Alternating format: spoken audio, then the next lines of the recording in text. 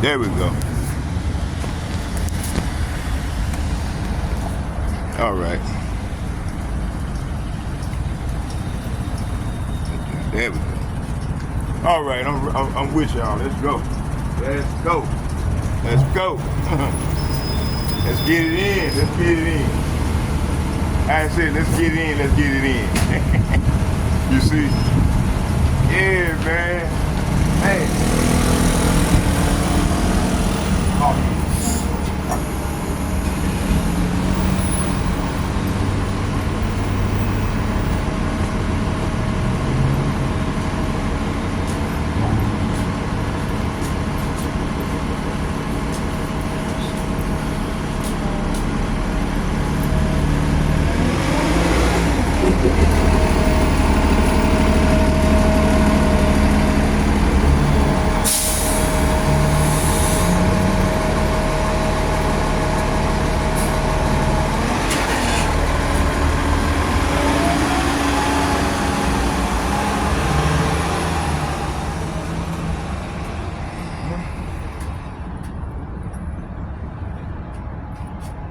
Right there.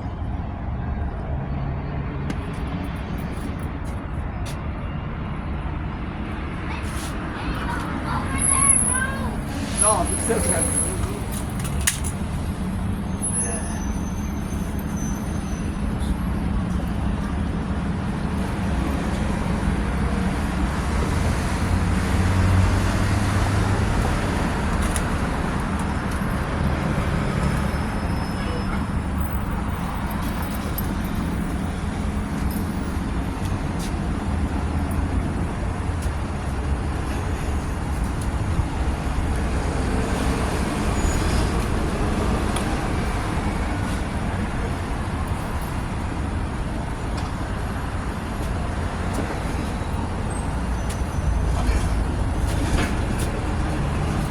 Here.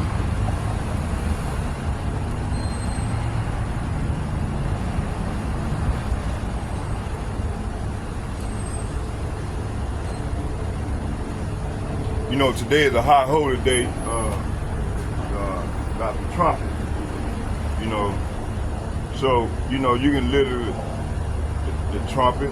It's the high holy day regarding the trumpet. Matter of fact, let's look it up first. Y'all bear with me. Blowing of the trumpet, I think. Blowing of the trumpet.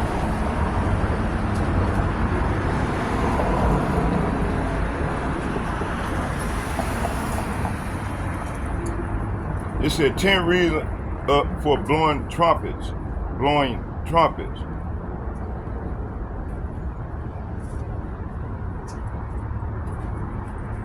Okay, let's get it right here.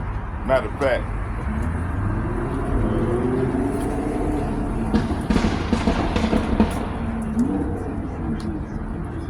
Okay.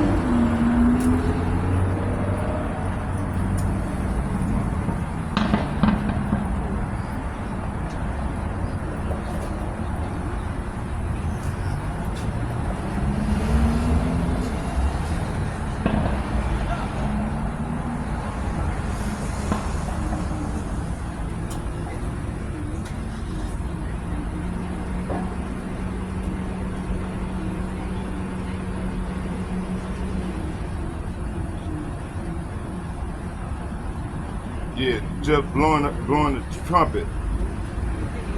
So the brother did a lesson on it already. So this is it's talking about alerting our people and literally blowing the trumpet. But right now, this you know, the Lord wants His men to be out here on the front line, getting it in for Him, and alerting the people of the danger ahead that's coming on the earth. Then it's actually literally talking about blowing a trumpet. Cause you wanna hear that, you know, when the enemy get ready to come in on, you know, back in the old days, they was blowing the trumpet to alert the people what danger lie ahead that's coming. You see?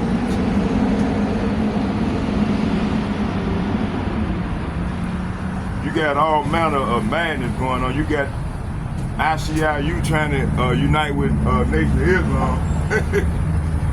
How can you mix, you know, we don't supposed to you don't supposed to mix this thing up, right?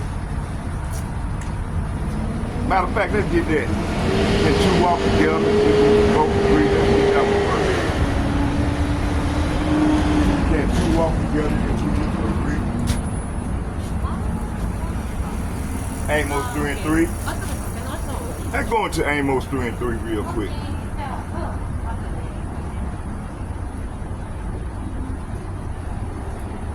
See, they ICIU and they leaders are confusing people. First they saying in Christ, they not calling on, they not trying to distinguish themselves from the true name of the Lord. They calling saying in Christ.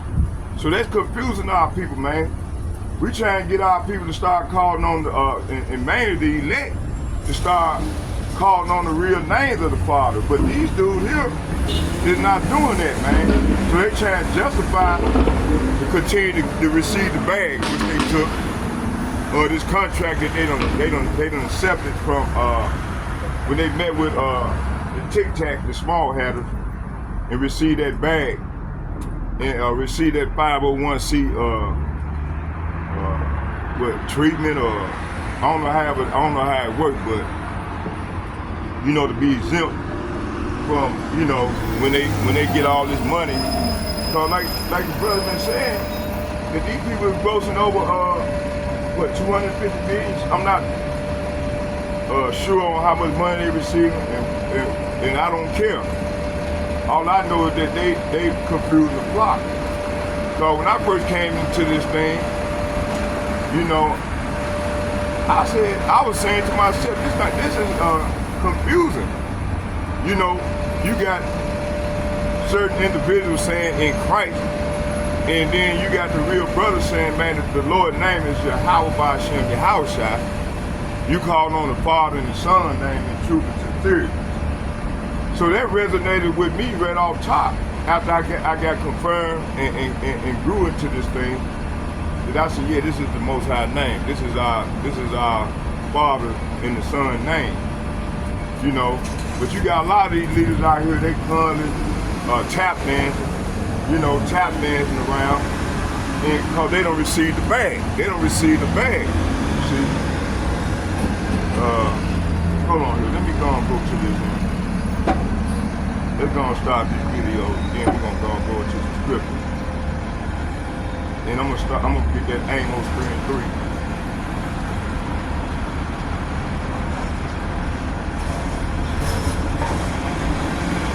Wait, my time. Dudes are going out deliberately, man, just to, you know.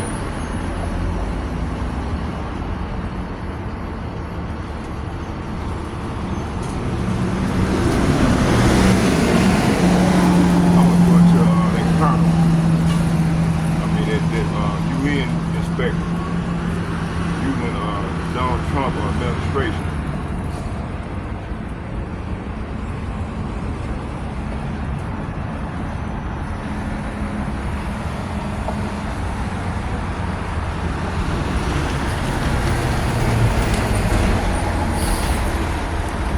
Let's go into some of this right here. Hey, you know, hey, this is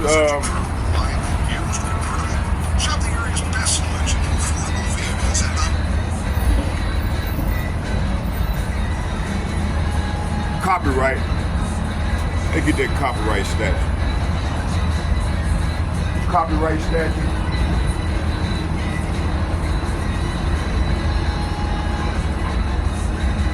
This is a copyright act. You know, I'm not receiving any money or nothing. This is totally for edification purposes. You know, Copyright Act, and I'm gonna cite it. It's Copyright Act of 1976, which provides the basic framework for current copyright law, was enacted on October 19, 1976 as Public Bill number 94-553, statute 90. So yeah, I'm not getting paid for this, just for educational purposes. So let's go.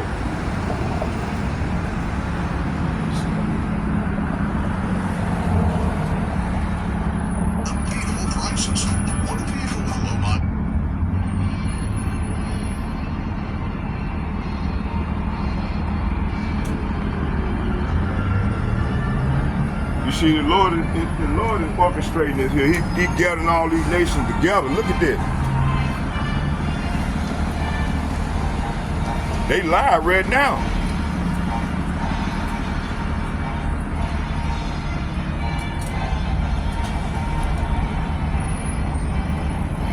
See, look at them. It's some brick nation, man. They're gonna shoot them missiles at this place, man. You see?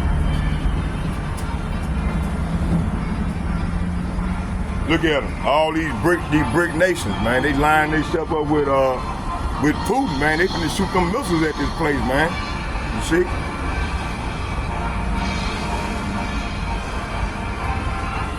I'm trying to find. Let me find the commentator. The commentary.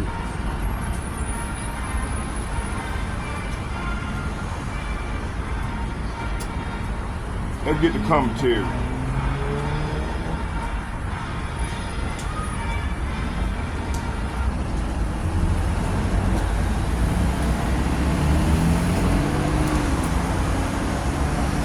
Go right here. Going to my heavy hitters.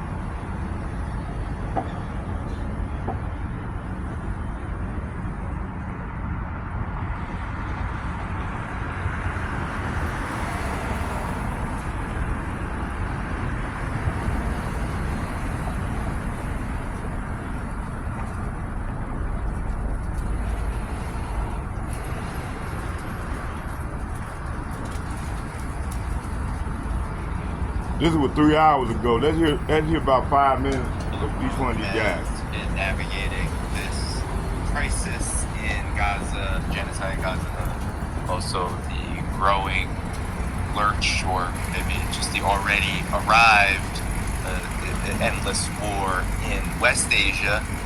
You have, on the one hand, you have China with this pretty incredible declaration that was signed in Beijing by 14 Palestinian organizations, Palestinian leadership organizations, resistance organizations, from Hamas, Fatah to the rest of the resistance. You also have, you've had Russia meet with the same groups. I think there was some coordination going on between Russia and China over the last several months to the last year. Several meetings between them of Palestinian groups. And then you also have Russia and Iran signing a strategic partnership.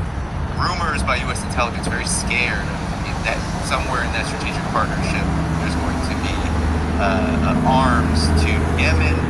And then you also have now Russia meeting with Bashar al-Assad of Syria as they begin to move toward Turkey-Syria potential peace talks. And of course, this comes on the heels of what I don't think I've spoken to either of you about on this channel, which is Saudi Arabia and Iran normalizing prior to all of these developments. So, there's quite the stark contrast here. How have you all been following these developments and understanding them? Well, I think one of the most blatant things to notice is that China seems to be involved in creating peace pacts while the U.S. is involved in obliterating people and sending weapons to drop on children. It's just such a glaring difference. Even when it doesn't succeed, like it hasn't succeeded with Ukraine yet, but due to the U.S., etc. But it's still an effort to create peace in the proxy war in Ukraine. And so it's just such a glaring difference between the United States and China. China wants to use diplomacy. China creates business deals, and the U.S. basically just looks for ways to bend countries to its will, sometimes through straight-on assassination, sometimes through other coups, sometimes through lawfare coups, like in Pakistan, in various ways, and then there's the economic wars. But the U.S. is just trying to bend every country to its will, while China facilitates peace and diplomacy for the most part. Yeah, I mean, you both raised such important points. And Danny, you mentioned this increasing cooperation and partnership between China, Iran, and Russia. This is so important. And I should say that this is the ultimate historical irony, because the U.S. imperial strategist Zbigniew Brzezinski famously wrote in 1997 in his book, The Grand Chessboard, that the biggest threat to U.S. hegemony, U.S. unipolar dominance of the world, would be what he referred to as an anti-hegemonic alliance between, drumroll, China, Russia, and Iran, which is exactly what is happening. And as he pointed out in his book, which he wrote nearly 30 years ago now, he said that this anti-hegemonic coalition would not be based necessarily on, the same system or even necessarily the same ideology, but rather shared grievances. And that's exactly what we're seeing. Obviously, China and Russia have very different systems today, but they're very close partners. And certainly Iran has a very different system. Although I would point out that there are some similarities, especially economically. All three powers have maintained significant public ownership of their strategic national assets, including the banking system, including their natural resources. Let's not forget in Russia that although it is capitalist, it's no longer the Soviet Union, Russia does have a very resource nationalist economy, especially in recent years under Putin. There's been renationalization of the major natural resources. The largest company in the entire Russian economy is Gazprom, which is the state-owned gas giant. The biggest banks in Russia are state-owned, like Sberbank. And in Iran, this is also not talked about. Iran maintains a lot of state ownership, obviously, of the oil sector. I think we lost Ben. It might be a dramatic pause. Oh, yeah. Sorry, you froze a bit. Anyway, You're back. it looks like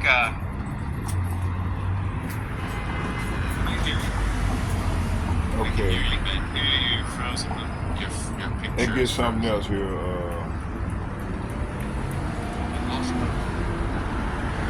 Yeah. This is one I wanted right here. This is Scott Ritter. That's his name, Scott Ritter, man. But as a weapons inspector, maybe you could speak more on. Y'all bear with me here. I'm finna try to connect this on to my so we can get loud. So we can get a little louder.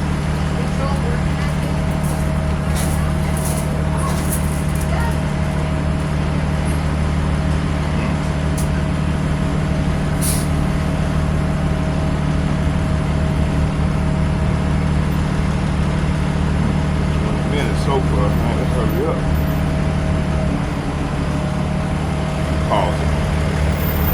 If I pause again.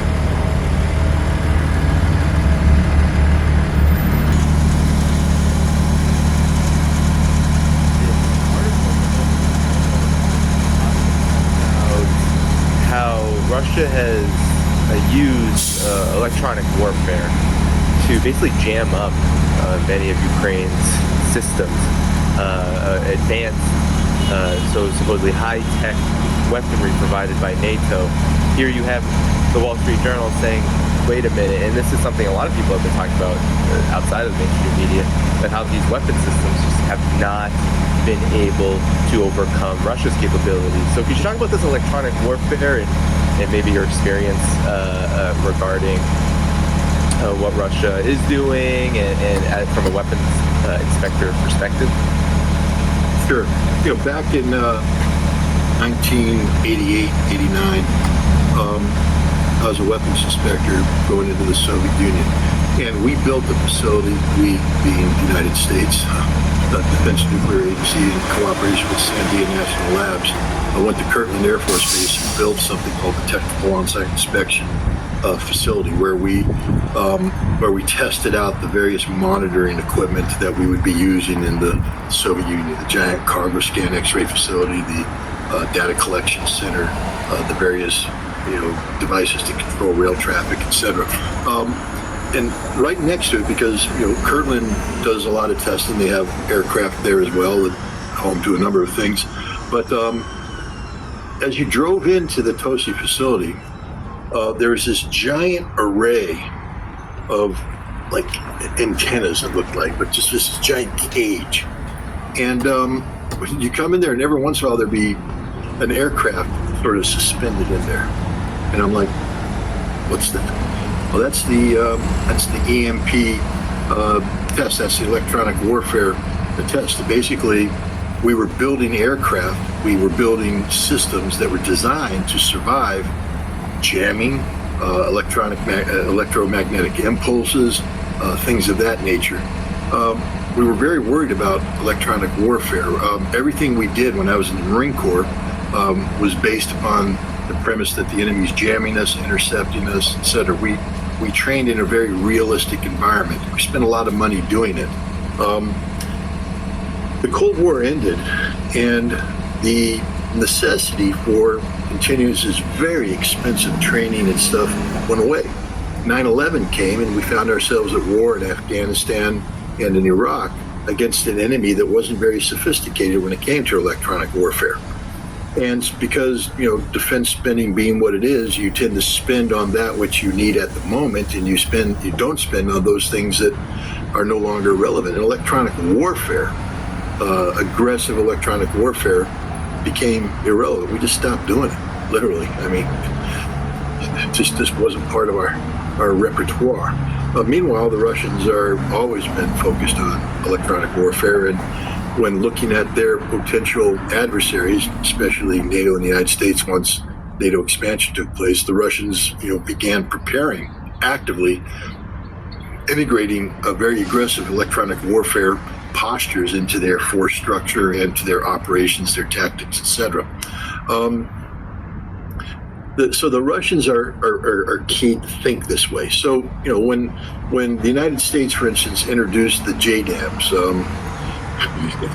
the Joint Direct Munition System, Joint Direct Attack Munition System. I think that's what JDAM stands for. Basically, it's a bomb that has a guidance system put on the top of GPS guidance system, and then the ability to make alterations in course. So as the aircraft above will put in where it wants to hit below, usually you have somebody on the ground observing, saying that's where we want to hit. They calculate, they get the precise point there, they pass it up the airplane that knows where it is, so it can input where it is, where it wants to go, release the bomb, and then the bomb guides in and hits exactly where it wants to go. Man, this thing was wonderful in Iraq and Afghanistan. I mean, you got these JTACs, Joint Tactical Air Controllers, out there calling in airstrikes, and it's like magic. The B-52 appears overhead, and out come the JDAMs, and bam, bam, bam, bam, enemies being blown up. And man, we are the best in the world. No one can stand up against us, except the Russians, who are watching all this going, hey, what's the vulnerability of that system as it comes down? It needs linkage to a satellite. What if we jam it? What happens if the satellite linkage is broken and the bomb goes stupid? Now it's not going to hit its target. It's going to launch it. It's just going to go someplace. And so the Russians have been looking at it. And when we provided them to the Ukrainians, the Russians are prepared to collect all the data as things come in. They collect the debris, they're tracking, they're intercepting signals. And it all goes back to dedicated defense industrial facilities that sit there and say, okay, here's a jammer. This will jam that. Today, the JDAM doesn't work in Ukraine because the Russians have jammed it. HIMARS, we fired it off a couple times. It's got both an inertial guidance system, but a GPS guidance system.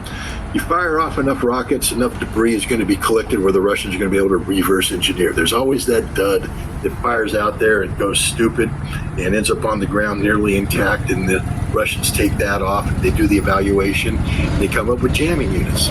So when you start popping off HIMARS, they just start going where they're not supposed to go because they've been jammed. This is what the Russians do. They've been very good at we had the Excalibur round. I mean, the artillery, again, because we developed all these weapons in 20 years of fighting Afghans and Iraqis, insurgents. So this is just magic technology in those situations. Boom, Excalibur, guy laser designating, or it's GPS, and it comes in and hits perfectly. But then the Russians have built the jamming unit. We fire the Excalibur, and it just goes stupid because the Russians have jammed the signal. This is the reality of just about every weapon. ATACMS. The Russians now have broken the code on ATACMS, and they can jam it too. This is the reality of modern warfare. The Russians have got us beat hands down, and we haven't spent the money necessary to build the systems that can overcome Russian jamming. It takes a long time, a lot of money, a lot of lead time. We're still convinced that what we produce is the best in the world. It has to be. It's made in America. It's made in Europe. I mean, it's good stuff. It's not that good.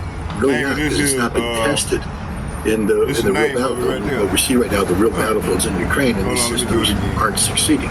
They're failing. That doesn't mean that there isn't lethality. Of course, HIMARS is killing some Russians. You can't jam everything all the time. Some things hit their targets. ATACMS do get through, but the Russians are shooting down the vast majority of this stuff. The weapons we're providing Ukraine are not having the impact on the battlefield that we thought they would. And the other thing about them is they're very expensive.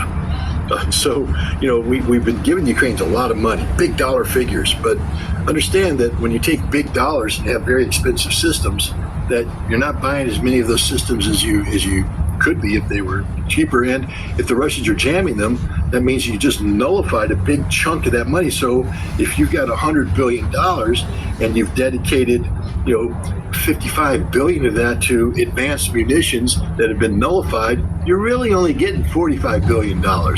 That's still a lot of money, but it ain't 100. This is the reality. The other thing that's come out is that, not only is NATO. We are about the human race. 90 seconds to midnight on the doomsday clock, which predicts the potentiality of catastrophic, humanity-ending nuclear war.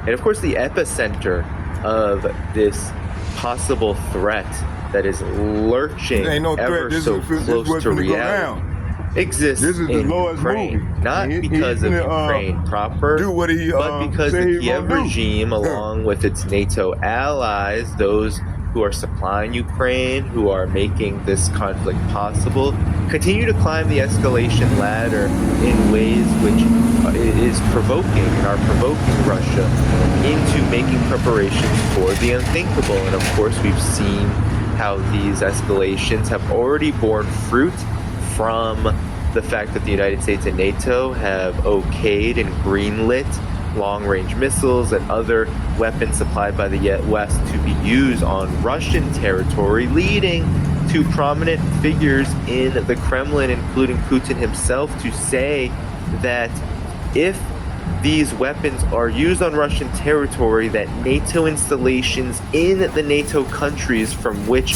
they have been released from, if those weapons, like F-16s, for example, come from a NATO country, any NATO country, like the Netherlands, for example, which is considering or is going to supply in July these F-16s, if they leave from the Netherlands and go and strike Russian territory, well, the Netherlands is a target of Russia now. That is just logical. That is actually the laws of war.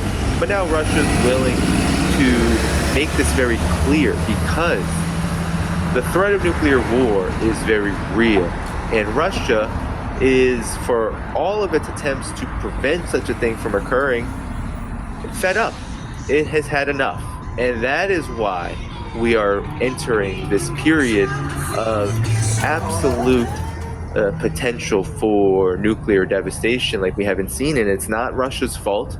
It is NATO's. It is the United States. And you better believe that if there is going to be a force that uses nuclear weapons, it's going to be the U.S. and NATO. This is all about provocation, laying the scene. A lot of people like to talk about false flags, but really all of U.S. and NATO foreign policy is one big false flag when it comes to provoking the rising powers to the east, Russia and China, those who they see as peer competitors, who they simply cannot outcompete. But here is another example. So if you read Russian media, you can get the sense that Russia is preparing for this conflict, a nuclear war, and they're doing so by sending very strong messages. I've shown you how prominent Russian think tanks are talking about potentially test launching a nuclear or strategic nuclear weapon, a bomb, to show that a mushroom cloud could very much well occur because of NATO's actions. Well, here's another piece, this time published in RT, talking about how Russia can prevent World War III through leveraging nuclear weapons. It says for 80 years, the atom bomb prevented a repeat of the horrors of the 1940s, and Russia needs to leverage it again to stop American aggression. So we're talking about deterrence here. And while we certainly do not want to see a Hiroshima and a Nagasaki repeat, we also have to be very aware that it was the fact that these nuclear weapons were used, of course with devastating human costs, that they weren't used again, because that is why there was an arms race and a buildup. It was the United States wanted to show the world to building nuclear weapons and building nuclear deterrence, and we saw what happened to Gaddafi, and Kim Jong-un himself has said very publicly that it is these countries that weren't able to build up a nuclear capacity that are now finished. They have been regime changed by the U.S. empire. So here's the article. It says nuclear deterrence is not a myth. It kept the world safe during the Cold War. Deterrence is a psychological concept. You have to convince a nuclear-armed adversary that it will not achieve its objectives by attacking you, and that if it goes to war, its own annihilation is assured. The mutual deterrence between the USSR and the US during their confrontation was reinforced by the reality of mutually assured destruction in the event of a nuclear exchange of massive nuclear strikes. Incidentally, the abbreviation for mutually assured destruction is MAD, and that's very apt. There are several reasons for mythologizing nuclear deterrence. Since the end of the Cold War, there's been widespread belief that every conceivable reason for nuclear war has disappeared. A new era of globalization, with its emphasis on economic cooperation, has dawned. For the first time in history, the hegemony of a single power, the U.S., has been established globally, and nuclear weapons remain in the arsenals of the great powers, though fewer than at the height of the confrontation, but the fear of their use has faded. More dangerously, a new generation of politicians has come to the fore, unburdened either by the memory of decades of confrontation or by a sense of responsibility. And this is exactly right. We see this so clearly in how the United States and how NATO is behaving right now. They do not have any sense of responsibility for the consequences of their actions and are relying on Russia and China, which I'll show you later, to not engage in nuclear war, because everything that they're doing leads us to believe that Russia and China have every right to not only use these weapons as deterrence, but to prepare for their use overall. The American belief in its own exceptionalism and European strategic parasitism, I like that term, devoid of any sense of self-preservation, is a dangerous combination. It's in such an environment that the idea of inflicting a strategic defeat on a nuclear power that is Russia in a proxy conventional war in Ukraine has been born. Russia's atomic capabilities are being ignored. The parallels that Moscow tried to draw with the Cuban Missile Crisis of 1962, when Washington considered the possibility of a nuclear war with the USSR in response to the deployment of Soviet missiles in the neighborhood of the US, were rejected by Americans as far-fetched. In response, Moscow was forced to activate a deterrence factor. Under an agreement with Minsk, Russian nuclear weapons have been deployed in Belarus. Russian non-strategic nuclear forces have recently begun exercises.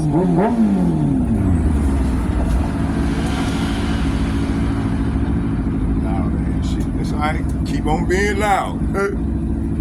Something gonna come real loud. Nevertheless, Western countries continue to pursue escalation in the Ukraine conflict, which, if left unchecked, could lead to military conflict. Enjoy, cause the mushroom cloud coming real soon, gonna burn all that shit up. Strengthening deterrence, more precisely by nuclear sobering up our adversaries. They must realize it is impossible to win a conventional war involving vital interests of a power armed with an atom bomb, that any attempt to do so will lead to their own destruction. This is classic nuclear deterrence. So this is exactly right. The big point here is that if you look at what has happened with Ukraine, the arming of Ukraine, the militarization of Ukraine, this is in fact 100%, and the same goes for what's happening in the Asia Pacific. This is exactly like the Cuban Missile Crisis, except at a much larger scale. And of course, when it came to the Cuban Missile Crisis, we know the Soviet Union was responding to the NATO's militarization of Turkey in the region surrounding the Soviet Union then. So we are seeing now that this tit for tat is much larger than before. And not only is it much larger, but it's so much more dangerous because the United States and NATO are more unhinged than even in that period. So that is the situation we are in. Deterrence, the word, has a defensive connotation, but theoretically the strategy can also be used in an offensive sense. This can happen when one party succeeds in dealing the first a disarming blow to the enemy, and with its remaining forces threaten to weaken its opponent with total destruction if they strike back. More appropriate here is the Anglo-American version of deterrence, which literally means to intimidate. The French, by the way, use the term dissuasion in their concept. So the impact of non-nuclear weapons on nuclear deterrence policy. Non-nuclear weapons certainly influence nuclear deterrence policy, and it's a fact. The U.S. has built up a huge arsenal of new non-nuclear methods to achieve its goals. Not only has it not dismantled its military alliances, it has expanded them and created new networks. In the current environment, Washington is demanding more and more real commitments from these allies in the name of preserving the U.S. global system. 50 states take part in meetings to organize military aid to Kiev under the Ramstein format. The result is the idea that it is possible to defeat a nuclear power, but on condition that it does not require resorting to nuclear weapons. The only thing left to do is convince a nuclear power not to use nuclear weapons under any circumstances and allow itself to be defeated in the name of saving the whole of humanity and so on. This is extremely dangerous. It's an illusion that can and must be dispelled by an active nuclear deterrence strategy, including lowering the threshold for the use of nuclear weapons, which is currently too high. The key condition for use should be on a threat to the existence of the state, but a threat to the vital interests of the country. So it should not be the threat to the existence of a state, but the threat to the vital interests of a country. So this is very interesting, okay? Because right now it's a threat to the existence of Russia, but this author, this prominent academic is saying it should be the threat to vital interests, meaning that yes, you cannot just simply wage war on Russia and get away with it. You cannot wage a proxy war. You cannot wage any kind of war on Russia. That's how do you establish peace if these things are possible and allowable? We can say that a new phase of relations between world nuclear powers have begun, and that some of us are still psychologically in the 70s and 80s. It's a comfort zone because the two strategic nuclear parties at that time, the Soviet Union and the United States, were at a parity. But it's disappeared since the fall of the Soviet Union, and Russia became a declining power. And now the difficult opening phase of the Ukraine conflict gave Americans hope that the fields of the country would be a grave of the Russian superpower, and they have sobered up a bit, but equal status between Moscow and Washington is out of the question for them. And so that's why there is this buildup against Russia. So, then he talks about nuclear polycentricity reflects growing multipolarity. So now you have Beijing moving toward parity with the U.S. and Russia, India, Pakistan, DPRK, and Israel, independent players with nuclear weapons, although you can say Israel is not so much an independent player. And so you have the situation, okay? We have many countries building up nuclear weapons, and you have the United States continuing to provoke, right, this very dangerous attacks on Russia.